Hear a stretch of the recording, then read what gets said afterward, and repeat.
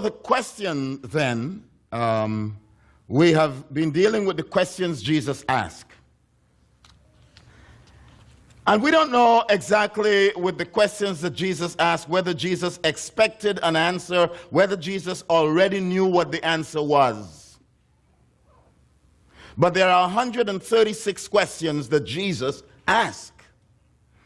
And for the rest of the year, we will be playing with them and having those questions talk to us and having those questions be addressed to us. The first week we dealt with the question, whom do you say that I am? That's what Jesus asked. And on the second week we dealt with the question, why do you break the commands of God? The question today is supposed to be what, Earl? It is supposed to be, do you want to get well? No, that's next week. On the front. What is it? The question is on the front of the bulletin. Huh? How long shall I put up with you? Is the question. I've changed it. Yeah. I just wanted to make sure you're not asleep. I've changed it. I've changed it to another question that Jesus asked. And it is really three questions that Jesus asked. And you are well acquainted with the story of the feeding of the 5,000 and the feeding of the 4,000. And there were some questions that were asked. And I want to deal with those questions today. First of all, Jesus asked the question when somebody said, my gosh, look at the crowd and look at the time. They're hungry. Jesus asked the question, what do you have to eat? Philip asked another question, and I'll fill that in. Philip asked another question. How long do we have to work to get money to feed all of these people? That's what Philip asked. And then Andrew asked another question. Andrew's question is what we want to wrestle with today. Andrew's question was, yes, we have 5 loaves and 2 fish, but what is that among so many? Are you crazy? Do you think we can feed all of these people with that? So these 3 questions I want to deal with today. And then there is another question that Jesus asked when the miracle was all over. Jesus asked, how much do you have left? And they said, we have 12 basketful left over. So a lot of questions. Remind me of the little boy of the psychiatrist who went to the asylum, and he was supposed to question some folks to find out their level of sanity. And so the first gentleman came, and the psychiatrist asked the question, what is 3 times 3? Malachi or Matthew? What is 3 times 3? And so the gentleman looked. You get there. So the gentleman looked, and the gentleman says, 247. And the guy says, no, you're not ready. The psychiatrist went to the next guy that came up, and he says, what's 3 times 3? And he says, Tuesday. And the psychiatrist says, well, you're not ready either. And the third guy came up, and the psychiatrist says, what's 3 times 3? He says, 9. And the psychiatrist says, Wow, that's good. By the way, how you came up with that answer? And he says, very simple. I took 249, and I took away Tuesday, and I got 9.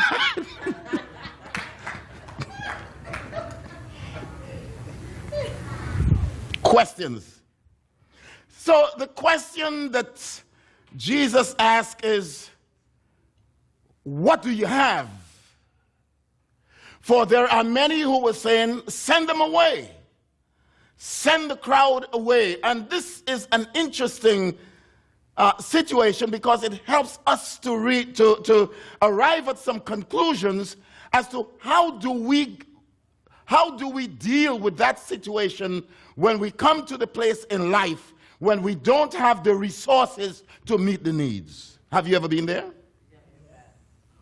You know what the needs are, but the resources are just not there. And this is a very interesting, and I used James Gray as an example when I was talking about this miracle some time ago, and I says here, James has 5 loaves and a couple of fish, and somebody is saying, give me what you have. I don't know exactly how this happened, but this is the only miracle that's recorded in all 4 Gospels. Must be a very interesting miracle. Matthew, Mark, Luke, and John all recorded this miracle. They all recorded it differently. They all gave a different spin on this miracle. But there are some basic assumptions that all of them arrived at, and one of them is that the needs were there and the resources were not apparent. How do you deal with that situation? And so the question is, what do you have? What do you have? In other words, what do you have that you can use right now? Not what you would like to have, but what do you have right now that you can use? Some years ago, we began to talk in compassionate ministry. We began to talk about asset-based ministry, because so often we talk about needs-based ministry. And we talk about meeting needs. Always it is based upon needs. Until someone came up with the idea, he says, rather than talking about the needs and the liabilities, can we begin to talk about the asset-based ministry? In other words, yes, the guy, we talk about the carpenter in the village who lost both legs. And everybody is talking about, my gosh, he lost both legs. He can never be a carpenter no more. Until they began to say, well, no, he has not lost all. He has lost both legs, but he's still a carpenter. Now, could we not find something that he can do? Is there a job that a legless carpenter can do? He's still a carpenter. So what could he do now that he has no legs? Could he just work with stuff, just write down? So with all of us, sometimes we cannot only concentrate on what we do not have, but sometimes we have to pay attention to what we have, the resources that God has given us. And so that's why Jesus asked the question, what do you have? And they began to talk about what they didn't have. Philip opened his big mouth and talk about, well, I'll have to work 6 months to be able to get that which we don't have in order to meet the needs before us. What do you have? What do you have that you don't have right now, but yet you believe that you can meet the needs in society, in your home, in your relationship, in life? What do you have? Not what you don't have. We know you didn't finish high school. We know you didn't finish college. We know you don't have all the degrees. We know you don't have a whole lot of money in the bank. What do you have? We know you can't run as you used to. But what do you have?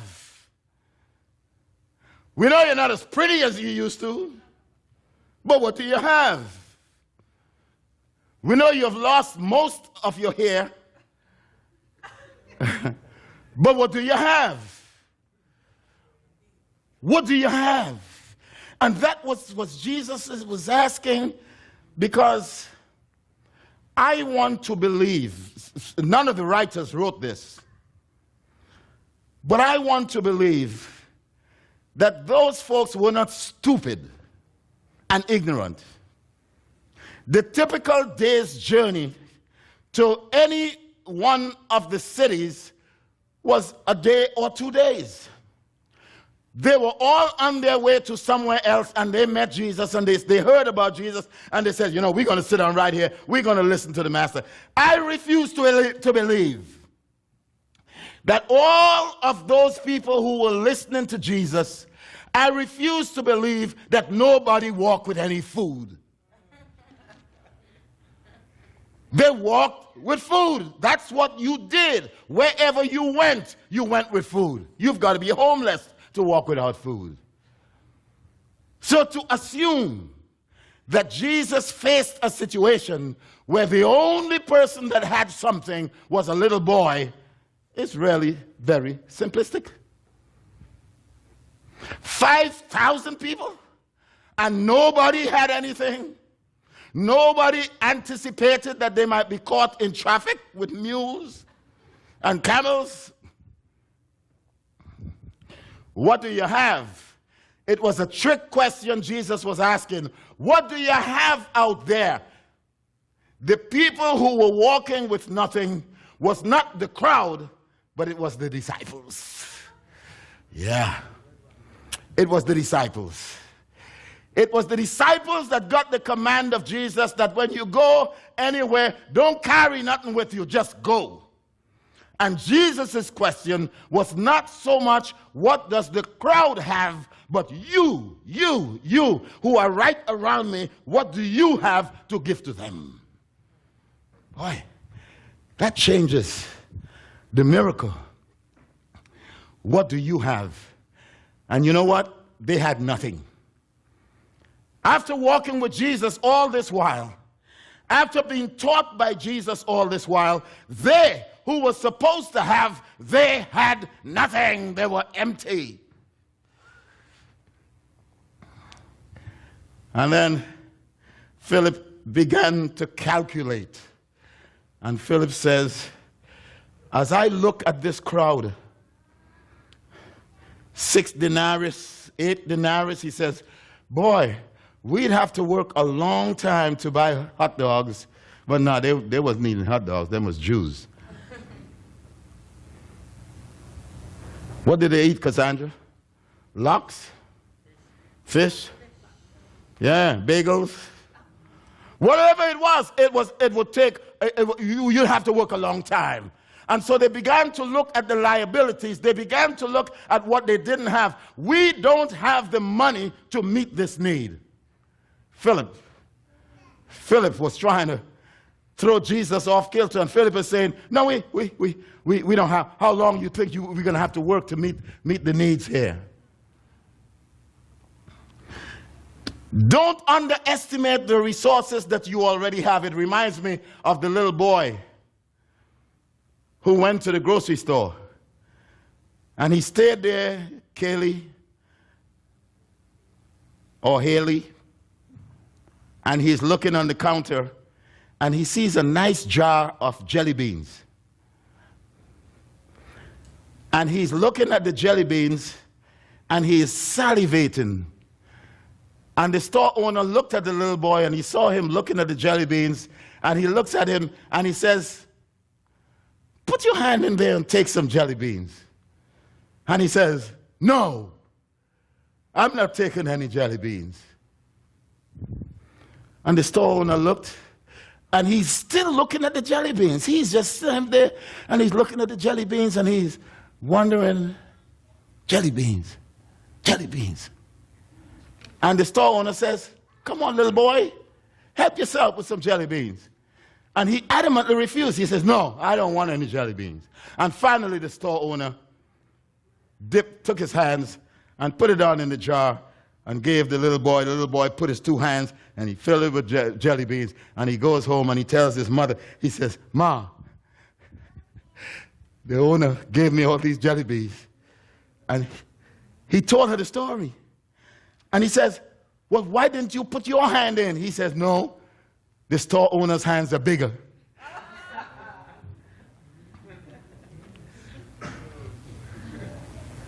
The resources that God has for us, sometimes we just have to let God put God's hand in the jelly bean. Because no matter how great the jar of jelly beans look, it is only when God is introduced into the equation that those jelly beans become adequate to meet the needs that are around us. Sometimes just let God put God's hand in the jelly bean. And then, of course, we have Philip, and then we have Jesus. We have Andrew. Andrew is the culprit in all of this, and Andrew is where most of us find ourselves. Andrew says, "There is a little boy." And boy, Andrew ought to be ashamed of himself. But Andrew says, I've walked around, and Jesus, there is a little boy. He has 5 loaves and 2 fish. Now, the English language doesn't do justice to the Koine Greek. It's not loaves. A little boy does not walk around with 5 loaves. Adults don't walk around with 5 loaves. He had 5 little crackers, that's all. Don't think it's a whole lot of, little boy, if he has 1 loaf, that's a lot. He has 5 little crackers and 2 fish. And don't think it's tilapia. It's herring. In Trinidad, we had those little herring, we call it fry dry. Little herring. I don't know how my mother used to clean the gut out of that. Did you clean anything? Or you just fried it? I mean, what was that? You tongue people don't know about that. Huh? But there's some little fish in Trinidad that my mother, we became thieves. All of us children, we became thieves on Saturday. We were good all during the week, but Cynthia, you remember that? On Saturday, my mother will have all of this herring. I don't know how in the world you clean those little things, little fish, and you fry it down in there. And you eat the bone and all, everything, you just eat it. And that's when we became thieves, all of us. And we would wait for my mother to turn her back, and you go in the kitchen and you just take a fish and you just, in 1 minute, you eat the whole thing. I mean, the head is on there, but it's fried real nice, crispy. And that's what this little boy had. He had 2 of those. And Andrew says, "I've found a little guy here. He's got 5 little crackers, and he's got 2 little sardines." And then he said, this is where he messed up. He says, "But what is that among so many?" He says, come on, Andrew, you messed up. Andrew says, "I found it. I found the answer. This little boy has 5 loaves, 5 little crackers, but he should have stopped there." But he said to Jesus, "But what is that?" He threatened Jesus. He confronted Jesus.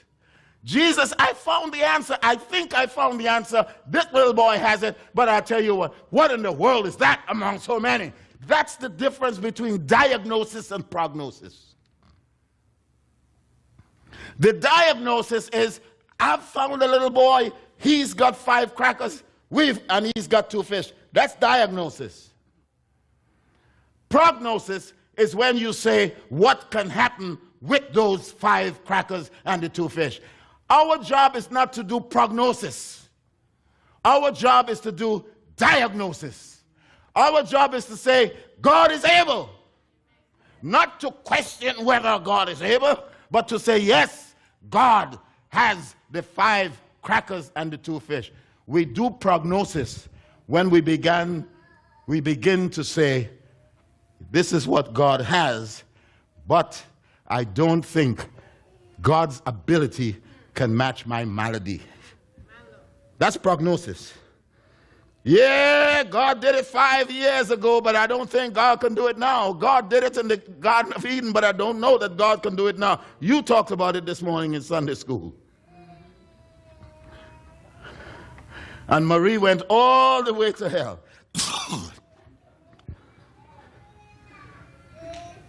And Earl asked a simple question. He didn't want to put Marie out of class, but he asked a simple question. Could God do that again? Could God do that today? Could God work those miracles today? And Marie says, well, God works in different kinds of ways. And I know Earl was getting ready to say, leave the class. Prognosis. We get used to doing prognosis because we like to do prognosis because we assume that we know the extent of God's ability in every situation in which we find ourselves today. We don't know. We just don't know. We know about the resources of God, but we have to trust God, that God's ability far surpasses our liability. We have to trust God that God is able. Come on. So it's 5 loaves. So what? This week, if I were an atheist, this week I would have become a believer. Because the guys, after 7, 8, or 9 years, this spacecraft is just reaching Pluto. And we begin to see some pictures of Pluto. They sent this spacecraft 8 years ago. And this spacecraft has been on its way. And it just reached Pluto. What is God doing out there? Why did God create Pluto? Has nothing and if I never believed in God, this week would have made a believer out of me. I'd say, boy, if whoever created Pluto had to be an intelligent being, a God. Pluto? And now the pictures are coming back and I'm saying, boy, what a design. What an engineer. An engineer above all engineers. An engineer that should be in any one of our institutions today, but we call that engineer God. Only a God could have created Pluto. And they tell me that there are worlds upon worlds upon worlds and planets upon planets out there that we will never reach. What was in God's mind when God did all of this? And it is because of that. It is because of the expanse of God's imagination that brings me to the conclusion that there is no situation that I can face today that God is not able to deal with it. None. If God can do that, there is nothing that God cannot do.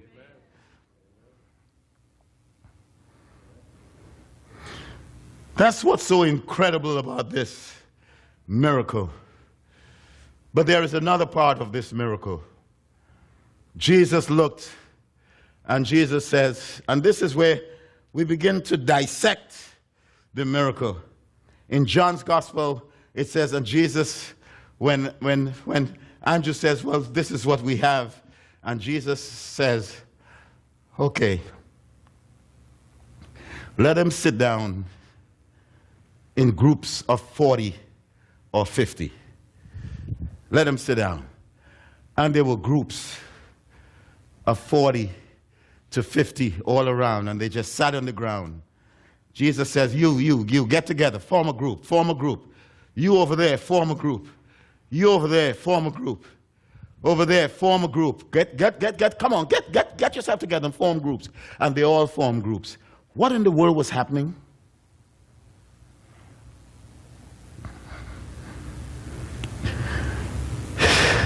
This is the part of the story that I like.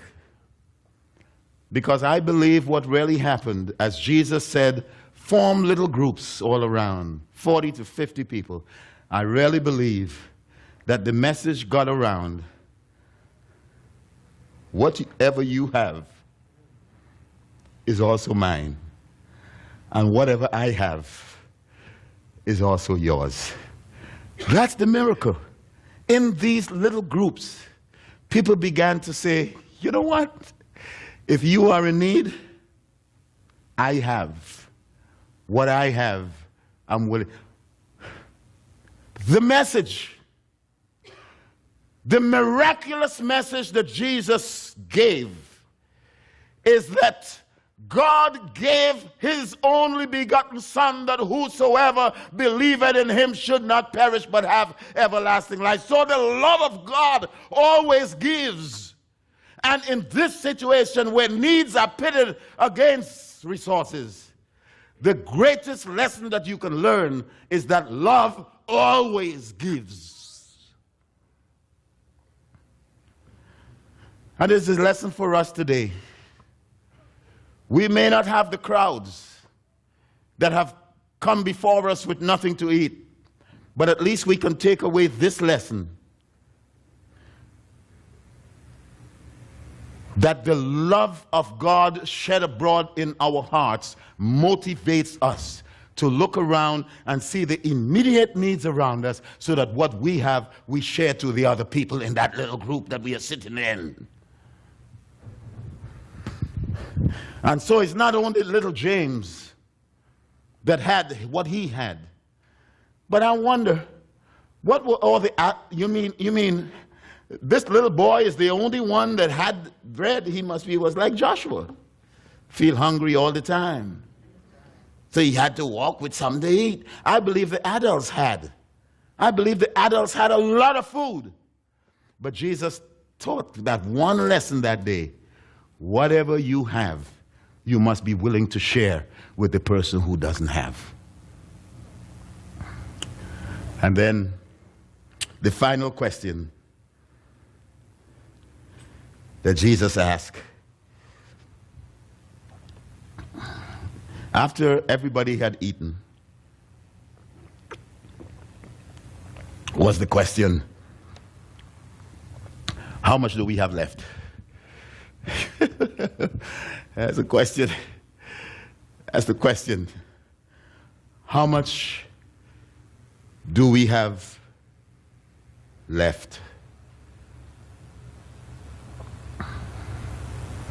And they thought the miracle was over.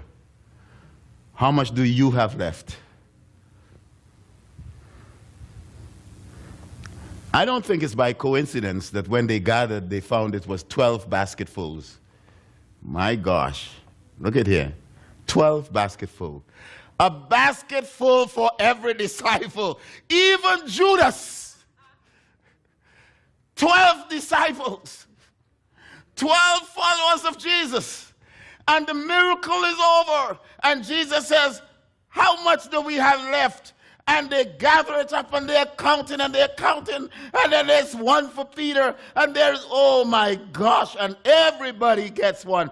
That's what God does. And so Jesus says to them, every one of you will leave here with a basket full of crumbs, understanding quite well, wherever you go, let people know that I will always have the capacity to meet your needs. That's the lesson. That's the lesson of this great miracle. 12 basketfuls. The great part about this 12 basketful is that I believe that Jesus was saying to his disciples, what you have left is much more than what you started off with. Can't you see that? Am I the only person seeing this? Am I the only person seeing this? As Bishop Long would say, watch this, watch this, watch this, watch this, watch this.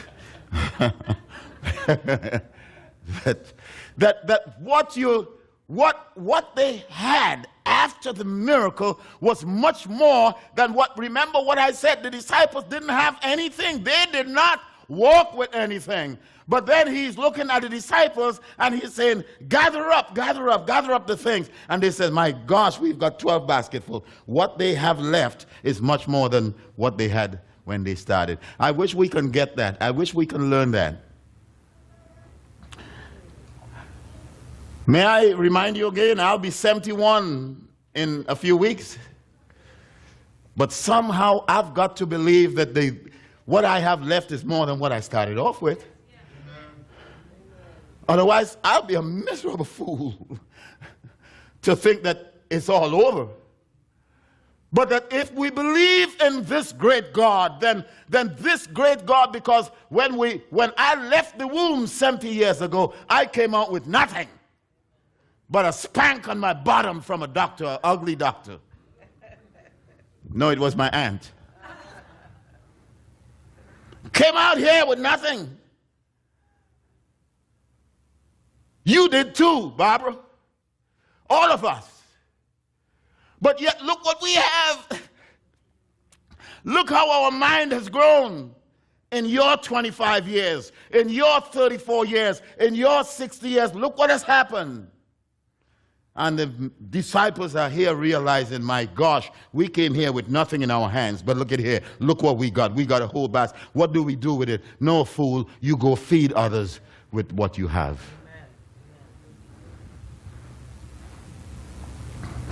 What do you have left?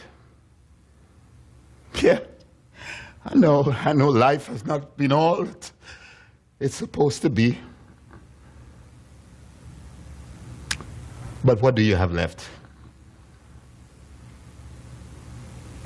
Your children have not been all that they're supposed to be. But what do you have left? Your spouse has not been all that he or she is supposed to be. But what do you have left?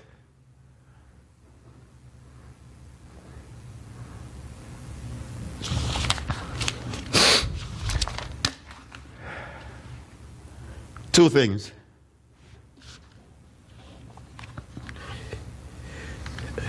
That I could say in closing.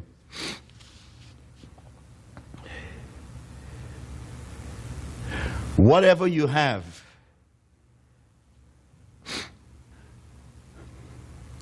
transfer it over to Jesus.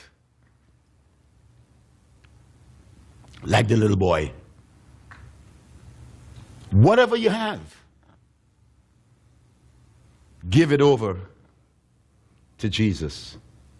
Don't do prognosis.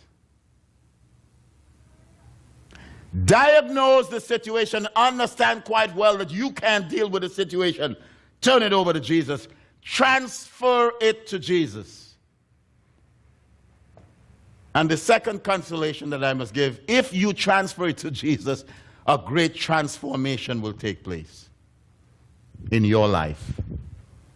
As the little boy found out what happened to those crackers and those two little herons. And as the disciples found out, 12 basketfuls that we now have that we can give to the world. What do you have? As God said to Moses, what do you have in your hand, Moses? And that's the question I leave with you today. What do you have?